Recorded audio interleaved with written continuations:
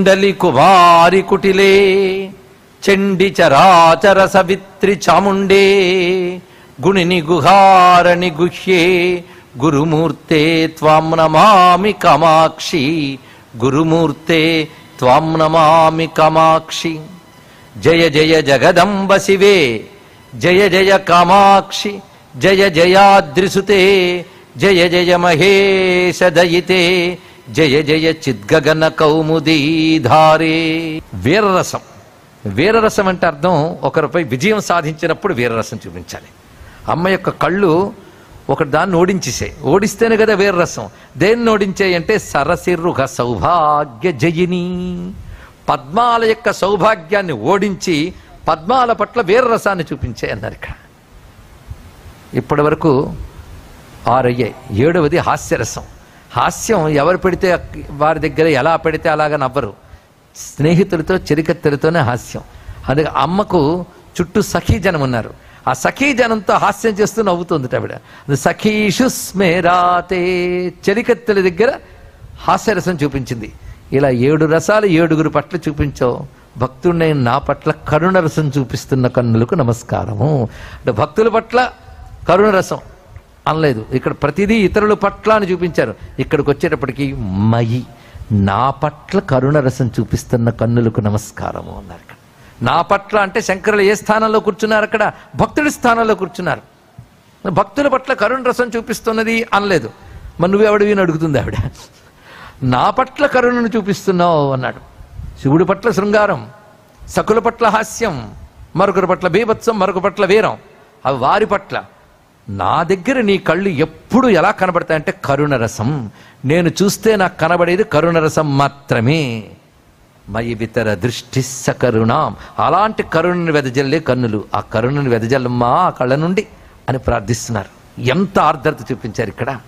భక్తుల పట్ల ఎప్పుడు కరుణను వర్షిస్తుంది కనుక భక్తుడు అమ్మ కళ్ళని ధ్యానిస్తే అరుణాం కరుణాతరంగితాక్షీం అని తీరుతాడండి. ఆ కళ్ళలోంచి కరుణ తరంగితం అవుతుంది.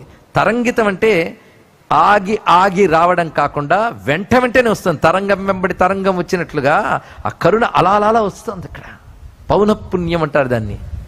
మరలా మరలా వస్తుంది ఆ కరుణ. అలాంటి కరుణామయ నేత్రములు అన్నారు. ఎన్ని రసాలు ఇవి? 8 రసాలండి. ఇక్కడ శృంగారం మొదలు కరుణ రసం వరకు. మీరు అలంకార శాస్త్రంలో శృంగారసం తర్వాత కరుణ చెప్పారా, హాస్యం చెప్పారా అక్కడ వెతుక్కోండి. కానీ ఇక్కడ మాత్రం గురువుగారు ఇచ్చిన వరుస అద్భుతం అమ్మవారి కనులకు. అయితే అలంకార శాస్త్రాలకి వీటికి ప్రధాన గ్రంథం, సంగీతానికి కూడా ప్రధానం భరతనాట్య శాస్త్రం అండి. నాట్యం దగ్గర సాహిత్యము సంగీతము నృత్యం అన్నీ కలిసిపోతాయి. అందుకే నృత్యం పూర్ణ కళ అంటారు. అందుకే సంగీతం గురించి కానీ సాహిత్యం గురించి కానీ మంచి విషయాలు మనకి భరతనాట్య శాస్త్రంలో లభిస్తాయి.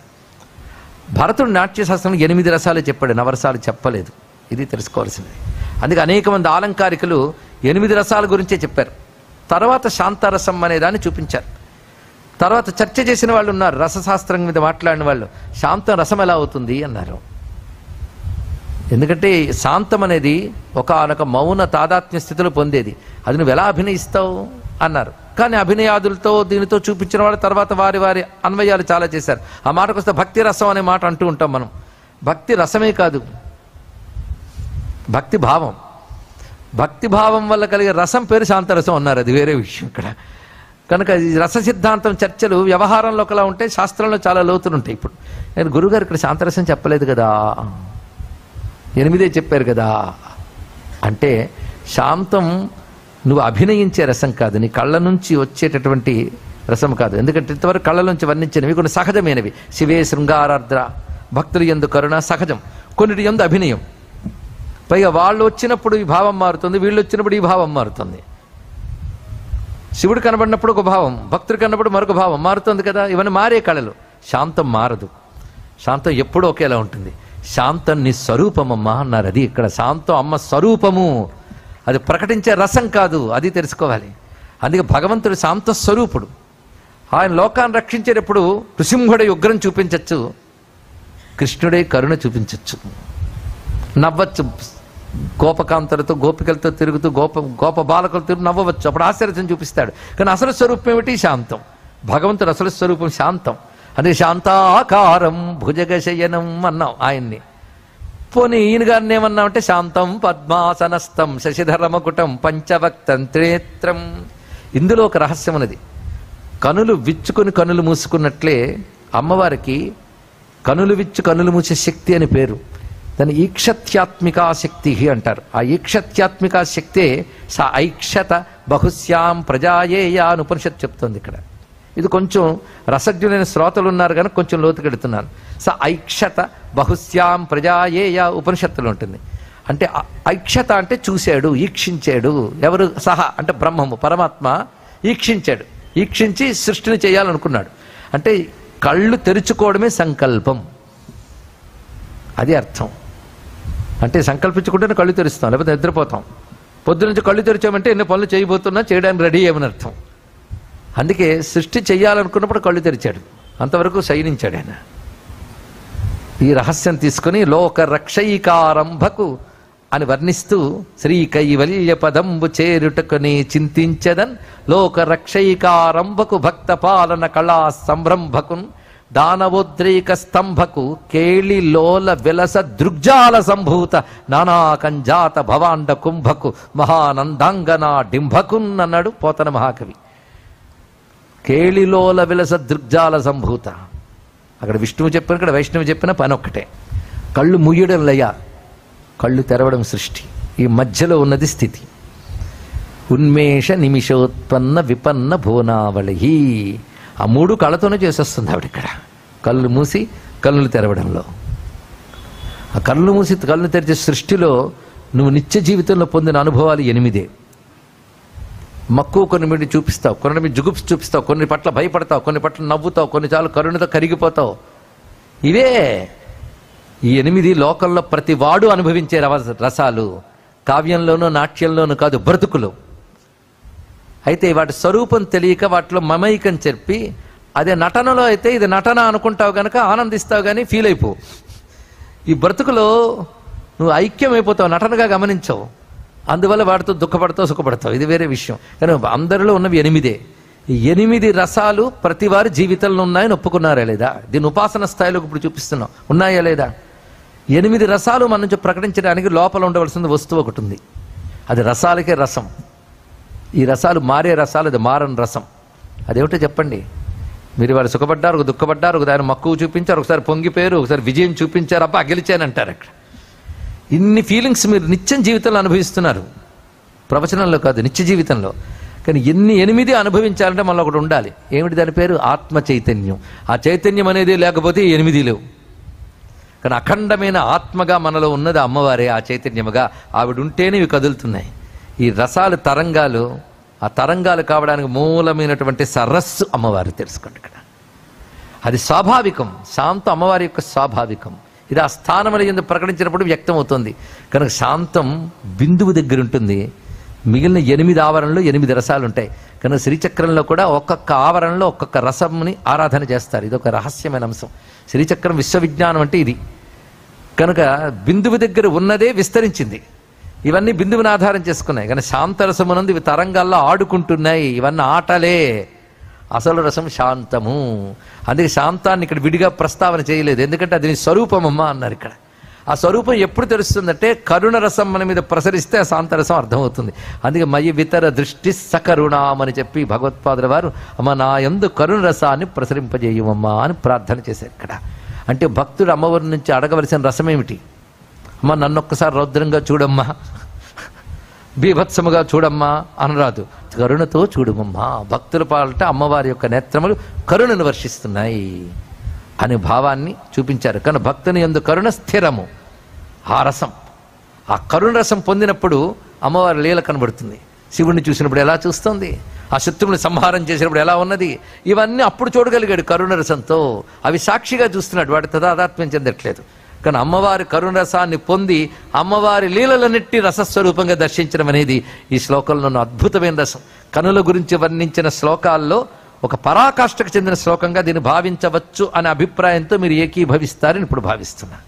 శివే శృంగారార్ద్రా తదితర జనే కుత్సనపరా సరోషా గంగాయాం గిరిశచరితే విస్మయవతి హరాహిభ్యో భీతాః సరసిరుహ సౌభాగ్య జయినీ సఖీషు స్మేరాతే మయి జనని దృష్టి సకరుణా. పైగా 3 కళ్ళు కదా అమ్మ నీకు.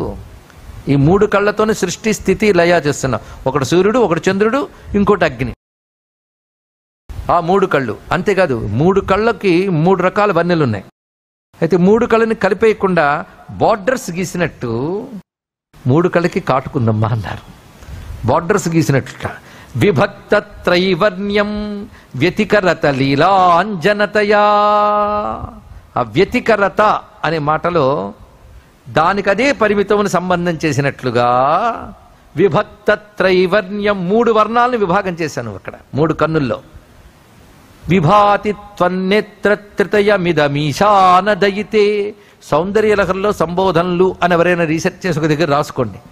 అమ్మవారు కొన్ని నామాలు తయారవుతాయి. ఈశానదయితే ఇక్కడ అంటే ఈశానునికి ప్రియమైన దానా అంటే శివునికి ప్రియమైన దానా. ఈశానదయితే త్వన్నేత్రత్రితయం. నీ 3 కళ్ళకి విభాగం ఎలా తెలుస్తున్నది అంటే ఆ కాటుక రేఖల వల్ల తెలియబడుతుంది ఇక్కడ. అందులో కన్నుల 3 వన్నెలు కనబడుతున్నాయి. ఆ 3 వన్నెలు కళ్ళు తెరిచి చూస్తున్నావు అంటే అర్థం ఒకటి ఎరుపు, ఒకటి తెలుపు, ఒక దానిలో నలుపు 3 కనబడుతున్నాయి. అంటే చీకటిని సృష్టించే కన్ను నలుపును చూపిస్తే చంద్రుడికి సంబంధించినటువంటి ఇది కన్ను తెలుపును చూపిస్తున్నది, అగ్నికి సంబంధించింది ఎరుపును చూపిస్తుంది. ఇలా చూపిస్తున్నారు 3. ఈ 3 కూడాను 3 గుణములను చెప్తున్నాయన్నాడు. ఈ 3 గుణములు ఏమిటంటే సత్వరజస్తమో గుణాలు. సత్వము తెలుపు, రజస్సు ఎరుపు, తమో గుణం నలుపు. ఆ 3 కళలు కనబడుతుంది. అంటే ఈ 3తోనే సృష్టి నడుస్తుంది. ఈ సృష్టిని 3 నియమించేటప్పుడు 3 ఉన్నారు. బ్రహ్మ విష్ణు రుద్రుడు. బ్రహ్మ విష్ణు రుద్రులకు మూలమైన శివశక్తిని స్వరూపం. ఆ శివశక్తే బ్రహ్మ విష్ణు రుద్రులు అవుతుంది ఎప్పుడు సృష్టి చేసినప్పుడు. సృష్టి లేకపోతే బ్రహ్మ విష్ణు రుద్రులు కూడా మన శివస్వరూపంలో లీనమైపోతున్నారు. కళ్ళు తెరిచినప్పుడు ఎలా ఉన్నారు అంటే సృష్టి స్థితిలో చేయడానికి రెడీ అయిపోయావని అర్థం. బ్రహ్మ విష్ణు రుద్రులు ఆ 3 కళ్ళల నుంచి ప్రకటింపబడుతున్నారు. ఎలా చెప్పగలవు అంటే రజోగుణ విధాత బ్రహ్మదేవుడు, స్థితి సత్వగుణం యొక్క నిర్ణాయకత్వం మీద ఉన్నది.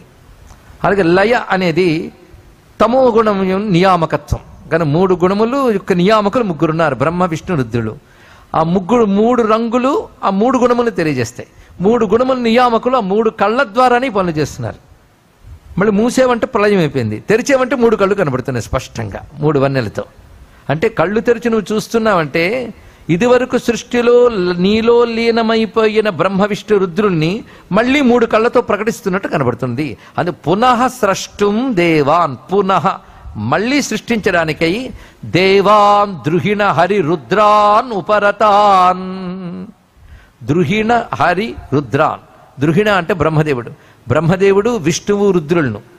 ఉపరతాన్ అంటే అంతకు ముందు సృష్టి పూర్తి కాగానే లయమై బ్రహ్మములో మళ్ళీ సృష్టి అయ్యేటప్పటికల్లా 3 కళ్ళు తెరుచుకోగానే సత్వరజస్తమో గుణములు నియామకులు 3 వచ్చారు.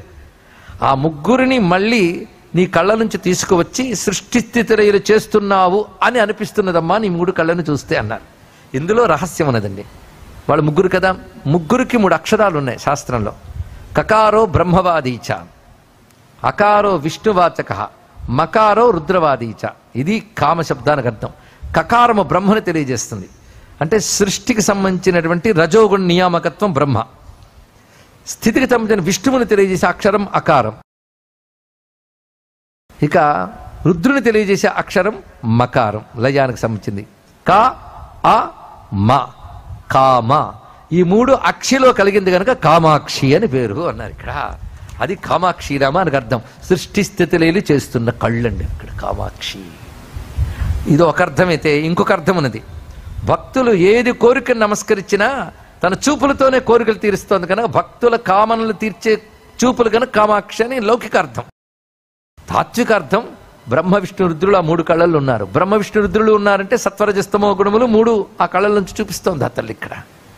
అంటూ ఆ 3 ఆ కళ్ళల్లో పెట్టుకుని ఆ 3 గుణముల సరిహద్దు రేఖల్లా కాటుకు పెట్టుకుని 3 కళ్ళు ప్రకాశిస్తున్నాయమ్మా అని 3 కళ్ళని ఇంత చక్కగా చెప్తూ రజసత్వం బిభ్రత్తమ ఇది గుణానాం త్రయమివ. 3 గుణములను కళ్ళతోనే నియంత్రిస్తున్నానన్నట్లుగా చూపిస్తున్న కన్నులకు నమస్కారము. ఇంతవరకు కన్నులను వర్ణించి ఆ కనులు చేయవలసినది ఏమిటి అంటే ఇక్కడ ఆకాంక్షలో నా పట్ల కరుణ చూపించుగాక అన్నారు. ఇప్పుడు తర్వాత శ్లోకంలో ఆ కనుచూపులు నన్ను పవిత్రము చేయుగాక అన్నారు.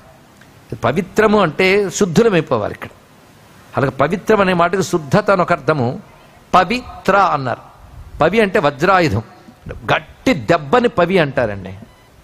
త్ర అంటే రక్షించినది, గట్టి దెబ్బ తగలకుండా రక్షించడాన్ని పవిత్రం అంటారు అన్నారు. చూశారు ఇక్కడ. అదే పవిత్రీకర్తున్న అంటే మమ్మల్ని శుద్ధి చేయుగాక అని ఒక అర్థము.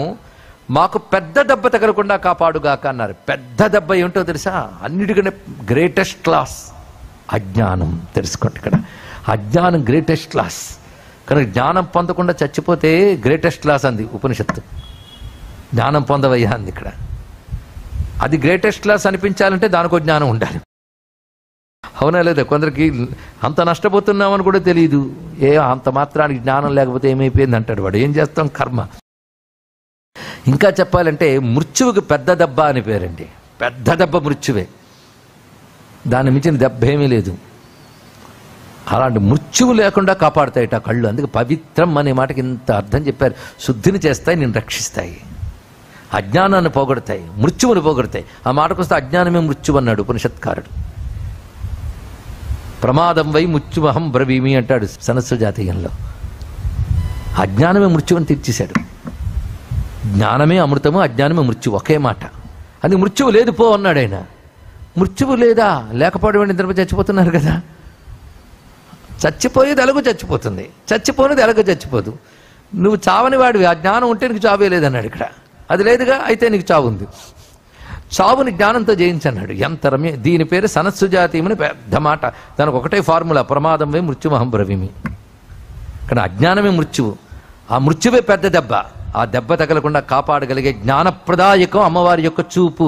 చూపు అంటే మన శరీరంలో మొత్తం లైట్ యొక్క ప్లేస్ చూపు, కాంతి స్థానం. అమ్మవారి చూపు అంటే కాంతి. కాంతి అంటే తమసోమా జ్యోతిర్గమయ అంటే జ్ఞానం. అమ్మవారి కనుల చూపుల ఫలం జ్ఞానం. అందుకే కామాక్షి అని అనగానే 3 కళ్ళతో జ్ఞానాన్ని ఇవ్వాలండి అమ్మ. త్రిపురోపనిషత్తు చెప్పిన దాని యొక్క ప్రమాణం బట్టి భగవత్పాదుల వారు చెప్పినటువంటి రజసత్వ తమో గుణముల గురించి చెప్పారు. త్రిపురోపనిషత్తులో రవి రజోగుణానికి, చంద్రుడి సత్వగుణానికి, అగ్ని తమో గుణానికి ప్రతీకలుగా చెప్పబడింది. అది 3 కన్నుల్ని 3 గుణములకు చెప్తూ 3 గుణముల నియామకులు 3 చూపిస్తూ ఆమాక్షి చూపించారు భగవత్పాదుల వారు. అంటే శాస్త్ర ప్రమాణం అలా ఉంటుంది వారి వద్ద. ఇప్పుడు అమ్మా నీ కనుచూపులు నన్ను పవిత్రం చేయుగాక. ఏడాదికోసారి గంగ వద్దకు వెళ్ళి సంకల్పం చెప్పుకొని గంగలో తనివి తీరా స్నానం చేస్తే మనం పవిత్రులమైపోతాం, అందులో సందేహం లేదండి. అలాగే యమునకు కూడా శక్తి ఉన్నది. ఇలాగ ఆయా నదుల్లో దిగి స్నానం చేసి పవిత్రులవుదాం అనుకుంటాం. కానీ నీ ముందు కూర్చుని ఉంటే నీ కళ్ళ చూపులు మా మీద పడితే నదుల్లో స్నానం చేసినంత పవిత్రులమైపోతామమ్మా నీ కనుచూపుల్లో అన్నారు ఇక్కడ. నదిలో స్నానం చేయగానే ముందు దాహం పోతుంది, తాపం పోతుంది, పాపం పోతుంది. 3 ఏకకాలంలో. దాహం తాపం పోవడం భౌతికంగా ఎక్స్పీరియన్స్. నిజానికి దాహతాపాలు కూడా అంతరంగికంలో కూడా ఉంటుంది. ఎప్పటికీ తీరని దాహం అనుకుంటుంది. ఎన్ని విషయాలు మింగుతున్నా, ఎంత విషయాస్వాదన చేస్తున్నా ఇంకా తనివి తీరట్లేదు, అదే దాహం. ఇన్ని పొందుతున్న ఏదో తాపం అది ఉంది. అవి అజ్ఞాన జనితాలు. ఆ దాహతాపాలు కూడా పోగొట్టి ఈ అజ్ఞానానికి మూలమైనది ఆయన పాపాన్ని కూడా పోగొడుతుంది. దాహ తాప పాప నాశకం తీర్థస్నాన ఫలం. అందుకే గంగకి వెళ్ళాలి, యమునికి వెళ్ళాలి. కానీ నీ కనుచూపులు పడితే ఇంకే నది కావాలమ్మా? అదే గొప్పది. అదే నీ కనుచూపులనే నదులు మమ్మల్ని పవిత్రము చేయుగాక అంటున్నారు. ఈ శ్లోకాలు చదివితే మనం పవిత్రులమైపోయినట్లే. ఎందుకంటే తెలుసుకోవలసినంతా కనుచూపులే. పవిత్రీకర్తున్నః పశుపతి పరాధీన హృదయే దయామిత్రైర్నేత్రైః అరుణధవళ శ్యామ రుచిభిః నదశోణో గంగా తపనతనయేతి ధ్రువమముం త్రయాణాం తీర్థానాముపనయసి సంభేదమనఘం. అమ్మా, అముం అనఘం సంభేదం అంటే గొప్పదైనటువంటి ఈ కలయిక. త్రివేణి సంగమం అన్నారు కదా, 3 నదుల కలయిక మాకు ఏర్పడుతుంది ఇక్కడ.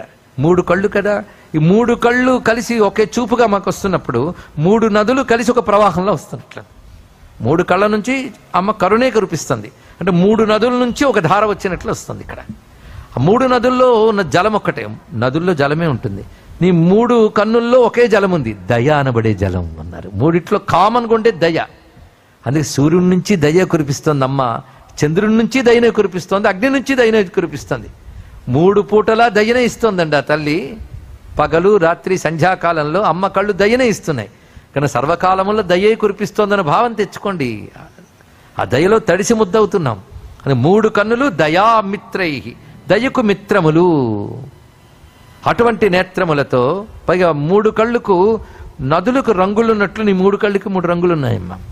ఎందుకంటే గంగా నది తెల్లగా ఉంటుంది, యమునా నది నల్లగా ఉంటుంది, షోనా నది ఒక నది ఉన్నది, ఆ షోనా నది ఎర్రగా ఉంటుంది. ఈ షోనా నది ఉత్తరప్రదేశ్ బీహార్ ప్రాంతాల్లో ప్రవహిస్తూ ఉంటుంది. దాంట్లో గణపతి శిల్లు దొరుకుతాయి. అందులో దొరికే శిల్లన్నీ గణపతి శిల్లు, దాన్ని షోనా నది అంటారు. ఈ 3 నదులు కూడాను గంగా తపనతనయా శోణం, నదశోణో గంగా తపనతనయ. శోణా నది, గంగా నది, తపనతనయ అంటే సూర్యపుత్రిక అంటే యమున. ఈ 3 నదుల యొక్క సంభేదము కలయికగా కనబడుతూ మమ్మల్ని పవిత్రము చేయుగాక అంటే ఈ త్రివేణిలో మేము స్నానం చేస్తున్నాను తల్లి అన్నారు. మునుపు చెప్పిన తెలుపు ఎరుపు నలుపు వదలకుండా అవి 3 నదుల యొక్క లక్షణములుగా తీసుకొని ఈ 3 నదులు కలిసిన దయారూపమైన ఏకప్రవాహము నీ కన్నుల నుంచి ప్రసరిస్తూ మమ్మల్ని పవిత్రము చేయుగాక అంటే అమ్మ కన్నుల చూపుల ధారల్లో తెలిసి మనం పవిత్రమైపోయాం. పైగా అమ్మ నీ ముందు కూర్చుని ఎంతసేపు చూస్తున్నాను, కన్ను రెప్పపడేదేంటి తల్లి అన్నారు. ఎదురుగా కూర్చోబెడితే అబ్జర్వేషన్ ఎక్కువ అక్కడ.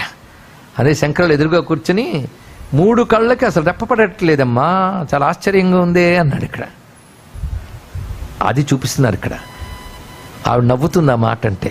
నేను రెప్ప వేస్తే ప్రశ్నించడానికి నువ్వు ఉండవురా నాయన అంటుంది ఇక్కడ. ఎందుకంటే మనం కనురెప్ప వేసే లోపల అనేక సూక్ష్మక్రిములు పోతాయి. దేవతలు కనురెప్ప వేసే లోపల మనలాంటి వాళ్ళు అందరూ పోతారు. బ్రహ్మదేవుడు కనురెప్ప వేసే లోపల దేవతలందరూ పోతారు. అమ్మ కనురెప్ప వేస్తే అందరూ బ్రహ్మలు పోతారండి అన్నారు ఇక్కడ. స్వామి బోధానంద గోసేవ ఆశ్రమం సైథాపూర్.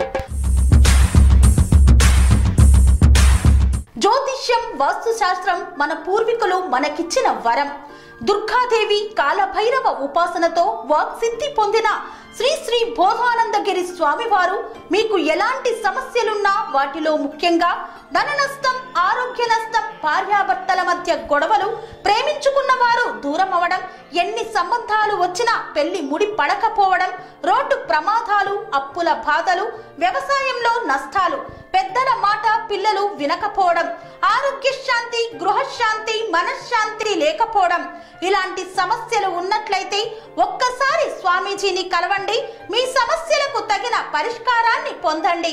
అంతేకాక అన్ని రకాల వ్యాధులకు గోపంచకవ్య మరియు మూలికా వైద్యం చేయబడును. నమ్మకంతో రండి, ఆయురారోగ్యాలతో వర్ధిల్లండి. మా అడ్రస్ స్వామి బోధానంద గోసేవ ఆశ్రమం సైథాపూర్, వీరభద్రస్వామి గుడి దగ్గర, యాదగిరిగుట్ట.